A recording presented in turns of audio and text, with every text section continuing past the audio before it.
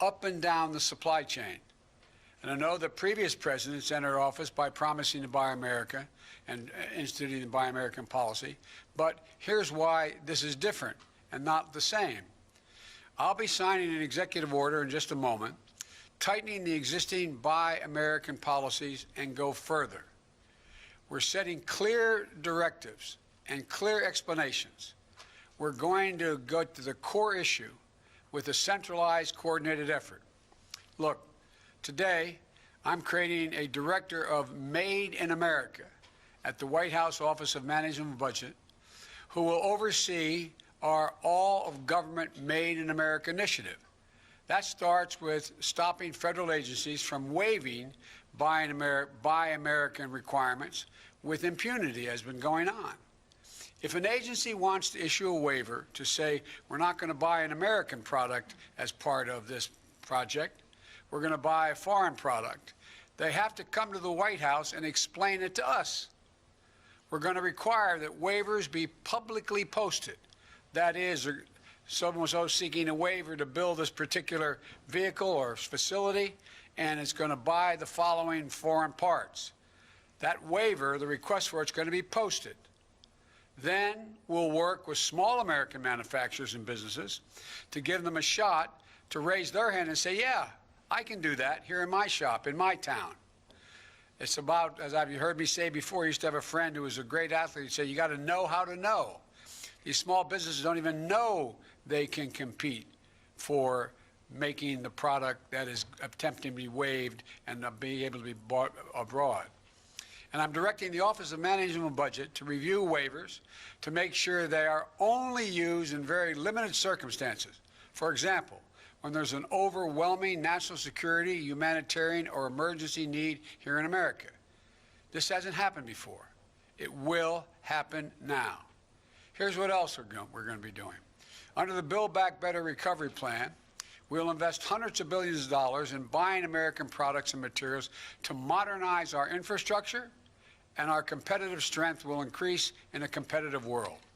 That means millions of good-paying jobs using American-made steel and technology to rebuild our roads, our bridges, our ports, and to make them more climate resilient, as well as make them able to move faster and cheaper and cleaner to transport American-made goods across the country and around the world, making us more competitive. It also means replenishing our stockpiles to enhance our national security. As this pandemic has made clear, we can never again be in a position where we have to rely on a foreign country that doesn't share our interest in order to protect our people during a national emergency. We need to make our own protective equipment, essential products and supplies. And we'll work with our allies to make sure they have resilient supply chains as well. We'll also make historic investments in research and development, hundreds of billions of dollars, to sharpen America's innovative edge in markets where global leadership is up for grabs. Markets like battery technology, artificial intelligence, biotechnology, clean energy. The federal government also owns an enormous fleet of vehicles, which we're going to replace with clean electric vehicles made right here in America by American workers, creating millions of jobs, 1 million auto worker jobs in clean energy and vehicles that are net zero emissions. And together, this will be the largest mobilization of public investment in procurement, infrastructure, and R&D since World War II. And with the executive order I'll be signing today, we'll increase Buy American requirements for these kinds of projects and improve the way we measure domestic content requirements. For example, right now, if you manufacture a vehicle for the federal government, you need to show that at least 50% of the components of that vehicle were made in America. But because of loopholes that have been expanded over time, you can count the least valuable possible parts as part of that 50% to say made in America, while the most valuable parts, the engines, the steel, the glass, are manufactured abroad. So basically, we're batting 0 for 2. The content threshold of 50% aren't high enough.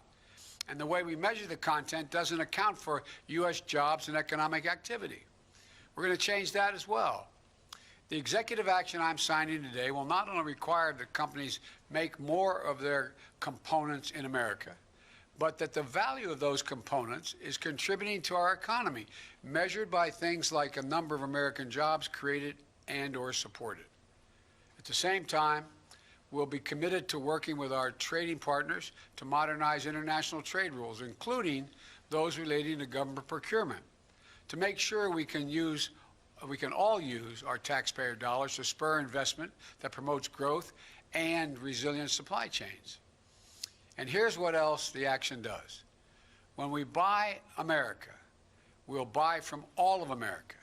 That includes communities that have historically been left out of government procurement. Black, brown, Native Americans, small businesses and entrepreneurs in every region of the country.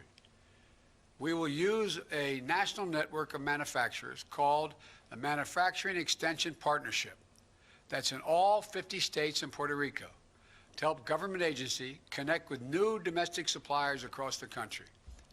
This is a critical piece of building our economy back better and including everyone in the deal this time, especially small businesses that are badly hurting in this economy.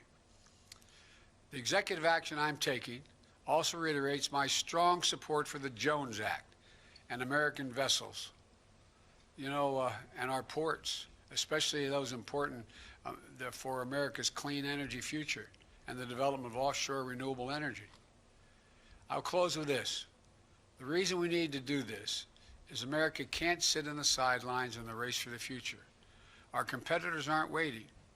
To ensure the future is made in America, we need to win not just the jobs of today, but the jobs and industries of tomorrow. And we know that the middle class built this country, and we also know unions built the middle class. So let's invest in them once again. I know we're ready, despite all we're facing. I've never been more optimistic about the future of America than I am today. Given even just half a chance, the American people, the American workers, has never, ever let the country down. Imagine if we give them a full chance. That's what we're going to do. I'll stop here and sign the executive order, and then come back and take some of your questions.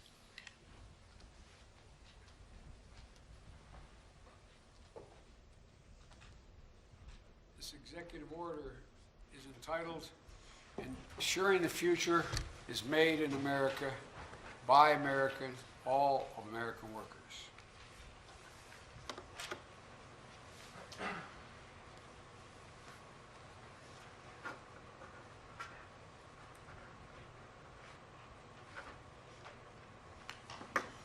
There you go. Now I'll be happy to take your questions. Great. From the AP. Thank you, Mr. President. Jonathan Lemire with the Associated Press. Two topics, if I may. The first, you have made reopening schools a central part of your first 100 days agenda, and you've long portrayed yourself as an ally to the teachers and the unions. Right now, the Chicago Teachers Union has refused. They've defied an order to return to in-person classrooms because of a lack of vaccinations. Do you believe, sir, that teachers should return to schools now? I believe we should make school classrooms safe and secure for the students, for the teachers, and for the help that's in those schools maintaining the facilities. We need new ventilation systems in those schools. We need testing for people coming in and out of the classes. We need testing for teachers as well as students. And we need the capacity to know that, in fact, the circumstance in the school is safe and secure for everyone. For example, there's no reason why the clear guidance will be that every school should be thoroughly sanitized from the lavatories to the hallways. And so this is about making, and none of the school districts that I'm aware of, there may be some, public school districts, have insisted that all those pieces be in place. And I might add, it's the same kind of thing I hope we can do with small businesses and businesses, making sure they have the capacity to test their workers when they come in, to make sure they have plastic dividers between their booths and in their restaurants, et cetera, to make sure they can sanitize. So it's not so much about the idea teachers aren't going to work. The teachers I know, they want to work. They just want to work in a safe environment and as safe as we can rationally make it, and we can do that, and we should be able to open up every school, kindergarten through 8th grade, if in fact we administer these tests. And it'll have the added advantage, I might add, of putting millions of people back to work. All those mothers and fathers that are home taking care of their children rather than go to work even when they can work. They're not able to do it unless they have the luxury of working distance-wise like many of us do. They're not able to do it. And so this is about generating economic growth overall as well. Great. Alex from Reuters.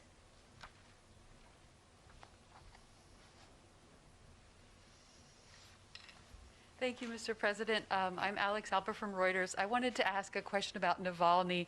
If you are considering imposing sanctions on any of the individuals involved in his attempted poisoning and/or his arrest when he returned from Germany, and if not, is that related to your concerns about it potentially derailing a New START extension? Thank you.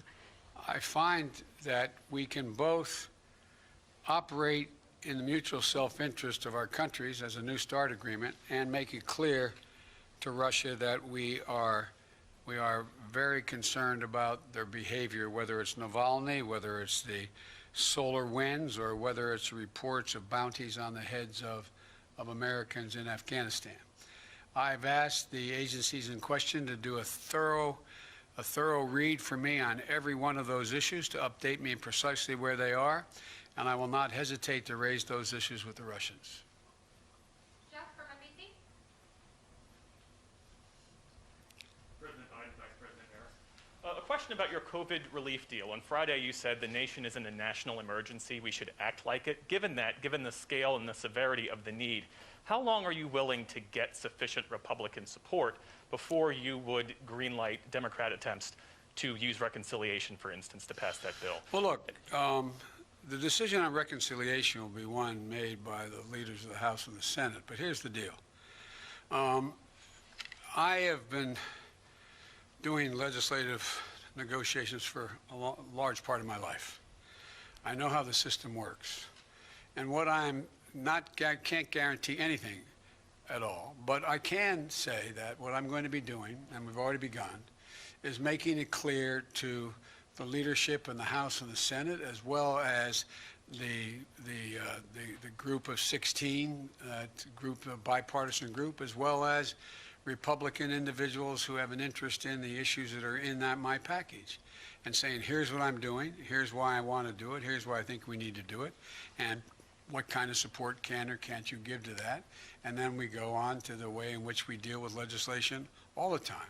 You know, we didn't have any votes for the recovery package when Barack and I came into office. We were short 3 votes. We didn't know we had the votes until the day of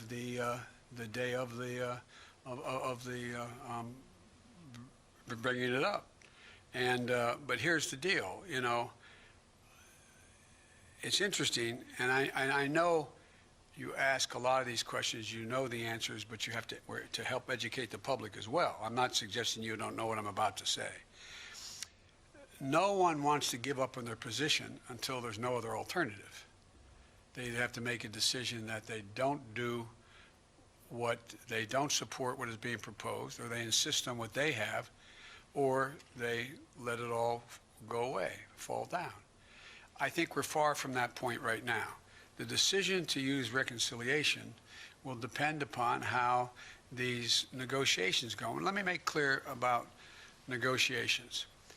I've always believed part of negotiation on the part of a president and/or a chairman of a committee trying to get a major piece of legislation passed is about consultation. It's not enough for me just to come up to you and say, I like this, I expect you to support it. I want to explain to you why I think it's so important in this package that we have to provide for money for additional vaccines. why I think it's so important why we provide for money to extend unemployment benefits, why I think it's so important that we provide money to provide for the ability of people not to be thrown out of their apartments during this pandemic because they can't afford their rent. And to make the case to you why I think and what I think the priorities within this piece, we think the priorities are, I apologize, were within this legislation. And I don't expect we'll know whether we have an agreement and to what extent the entire package will be able to pass or not pass until we get right down to the very end of this process, which will be probably in a couple weeks. But the point is, this is just the process beginning. Annie from the Washington Post. Thank you, Mr. President. Annie Linsky with the Washington Post. Annie. I wanted to ask you a little bit about one of the sort of major themes of your campaign and how you sort of intend to measure and enact it, and that is the idea of unity. If you could talk a little bit about what you see unity as being. There are some people who are defining it as being bipartisan. Others are saying it is what most of the people in the country, defined by some poll, might believe. Or any sort of number of, or perhaps it's 50 plus 1, or 50 plus 2, or 75%. So given that it is such a key part of your message and your promise, can you talk and reflect a little bit more about what is unity when you see it and as you define it? Well, Annie, I think it makes up several of the issues, the points you made. One is unity requires you to eliminate the vitriol. Make anything that you disagree with about the other person's personality or their lack of integrity or they're not decent legislators and the like. So we have to get rid of that. And I think that's already beginning to change, but God knows where things go, number one. Unity also is trying to reflect what the majority of the American people, Democrat, Republican, Independent, think is within the fulcrum of what needs to be done to make their lives and the lives of Americans better. For example, if you look at the data, and I'm not claiming the polling data to be exact, but if you look at the data, you have, I think it's, I hope I'm saying it gets correct. You may correct me if I get the number wrong. I think it's 57, 58% of the American people, including Republicans, Democrats, and Independents, think that we have to do something about the COVID vaccine. We have to do something about making sure that people who are hurting badly, can't eat, don't have food, are in a position where they're about to be thrown out of their apartments, et cetera, being able to have an opportunity to get a job, that they all think we should be acting. We should be doing more. Unity also is trying to get, at a minimum, if you pass a piece of legislation that breaks down on party lines, but it gets passed, it doesn't mean there wasn't unity. It just means it wasn't bipartisan. I prefer these things to be bipartisan because I'm trying to generate some consensus and take sort of the, how can I say it, the vitriol out of all of this. Because I'm confident from my discussions. There are a number of Republicans who know we have to do something about food insecurity for people in this pandemic. I'm confident they know we have to do something about figuring out how to get children back in school. And there's easy ways to deal with this. One, if you're anti-union, you can say it's all because of teachers. If you want to make a case, though, that it's complicated, you say, well, what do you have to do to make it safe to get in those schools? Now, we're going to have arguments. For example, I propose that because it was bipartisan, I thought it would increase the prospects of passage, the additional $1,400 in direct cash payment to folks. Well, there's legitimate reason for people to say, do you have the lines drawn the exact right way? Should it go to anybody making over X number of dollars or why? I'm open to negotiate those things.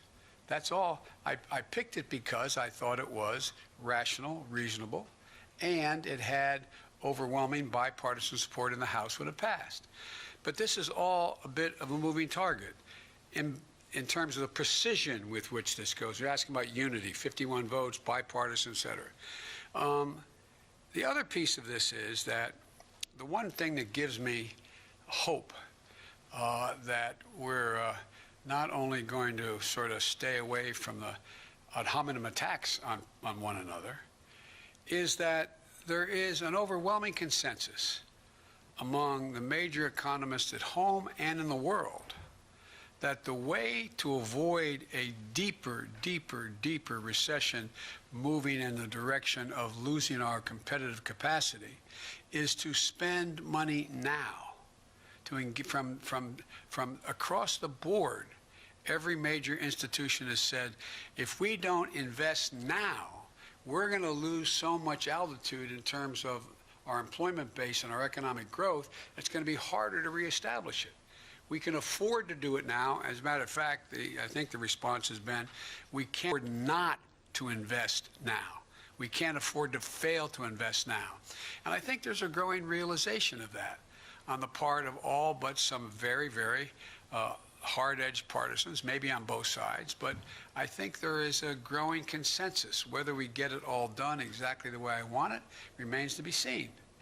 But I'm confident that we can work our way through.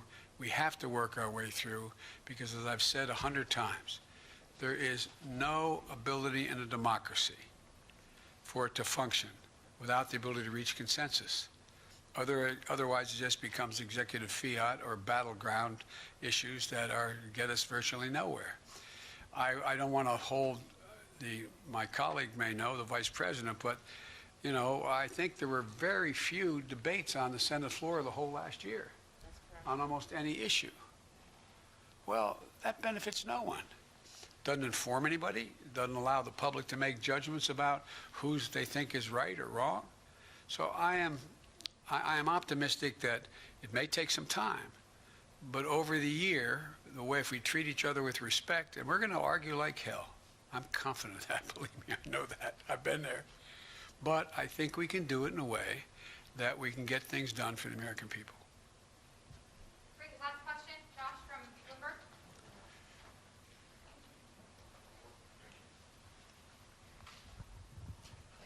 Josh, I don't trust you with the mic, huh? I don't know, man. That's fine. I wouldn't either. Thank you, Mr. President. I appreciate you taking the question.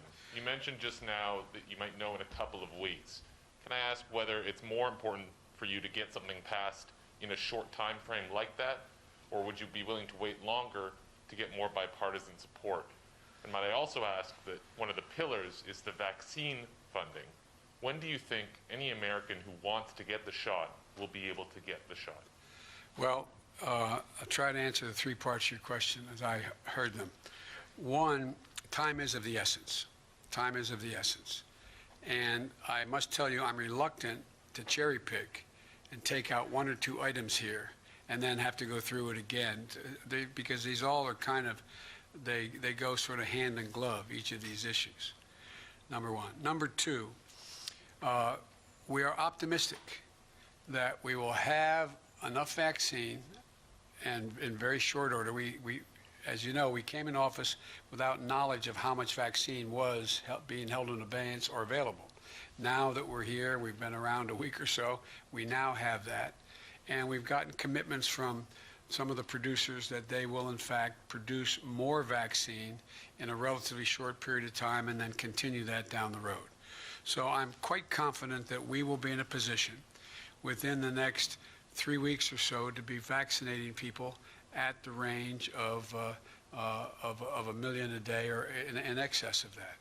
That is I promised that we would get at least 100 million vaccinations. That's not people, because sometimes you need more than one shot, the vaccination, but 100 million shots in people's arms of the vaccine. I think with the grace of God and the goodwill of the neighbor and the creek not rising, as the old saying goes, I think we may be able to get that to 1.5 million a day rather than 1 million a day. But we have to meet that goal of 1 million a day. And everything points that we're going to have, enough vaccine, B, enough syringes and all the paraphernalia needed to store, keep, inject, move into your arm the vaccine.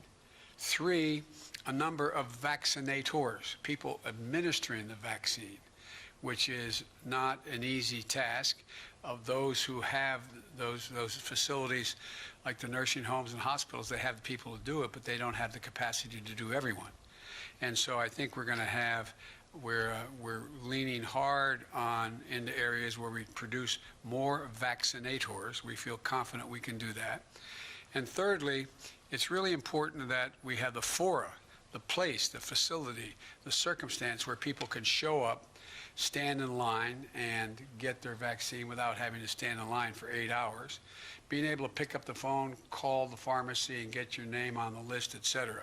All those mechanical things are really, they sound simple, but they're all consequential when we're trying to get out a minimum of 100 million vaccinations in 100 days and move in the direction where we are well beyond that in the next 100 days, so we can get to the point where we reach herd immunity in a country of over 300 million people. Does that answer your question? Well, my question was at what date or roughly when do you think anyone who wants one would be able to get it? Is it summer? Is it fall? Oh, I know. I think it'll be this spring. I think we'll be able to do that this spring. And, but it's going to be a logistical challenge that exceeds anything we've ever tried in this country, but I think we can do that. I feel confident that by summer we're going to be well on our way to heading toward herd immunity and increasing the access for people who aren't on the first on the list, all the way going down to children and how we deal with that. But I feel good about where we're going, and I think we can get it done. Thank you, guys. One more on vaccines. Mr. President, one more on vaccines. Now, wait. I know he always asks me tough questions, and he always has an edge to them, but I like him anyway. So go ahead and ask the question. Thank you, Mr. President.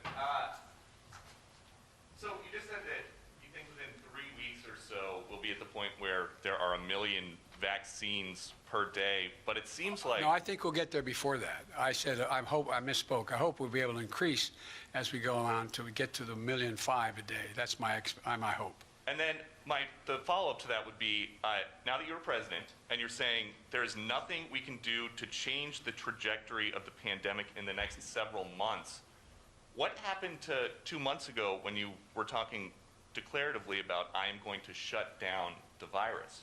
Well, I'm going to shut down the virus, but I never said I'd do it in 2 months. I said it took a long time to get here. It's going to take a long time to beat it. And so we have millions of people out there who have the virus. We're just, for the first day, I think, correct me if I'm wrong, I've been doing other things this morning, speaking with foreign leaders, but one of the things I think this is one of the first days that the number has actually come down, the number of deaths and the number on a daily basis and the number of hospitalizations, et cetera. It's going to take time. It's going to take a heck of a lot of time. And we still have, as Dr. Fauci constantly points out, it's one thing when we have mass, how can I say it politely, mass disregard of the warnings about not wearing masks and social distancing and failure to social distance and people getting together on holidays in ways that weren't recommended, et cetera. We see, first thing that happens is we see the number of infections go up. Then you see the hospitalizations go up. Then you see the deaths go up. And so we're in this for a while. I mean, what are we now? About 410,000 deaths? And there's going to be more. The prediction, as I said from the very beginning of getting here, after being sworn in, was the predictions were we're going to see somewhere between a total of 600,000 and 660,000 deaths before we begin to turn the corner in a major way. So, and again, remember, the vaccine, most of the people taking the vaccine, a vast, significant number, require 2 shots, and they are an average of 3 weeks apart, and it takes time for it to be sure that you get to that 95% assurance rate. And so it's beginning to move, but I'm confident we will beat this. We will beat this, but we're still going to be talking about this in the summer. We're still going to be dealing with this issue in the early fall. And last point I'll make, and I know you're tired of hearing me saying it, particularly you may be tired of hearing me saying it, and that is that if we wear masks between now and the end of April, the experts tell us we can save 50,000 lives. 50,000 people otherwise would die. Thank you so very much. Mr. President, on your agenda. Thank you.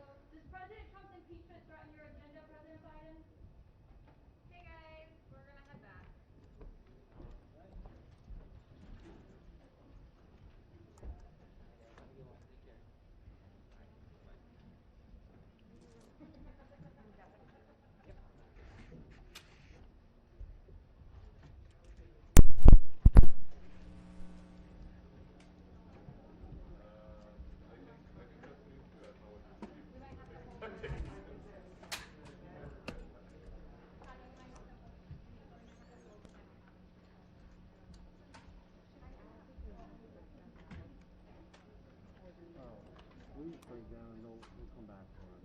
Okay. Yeah, they'll come back for it. Somebody will, there'll be somebody who will hang out to take it.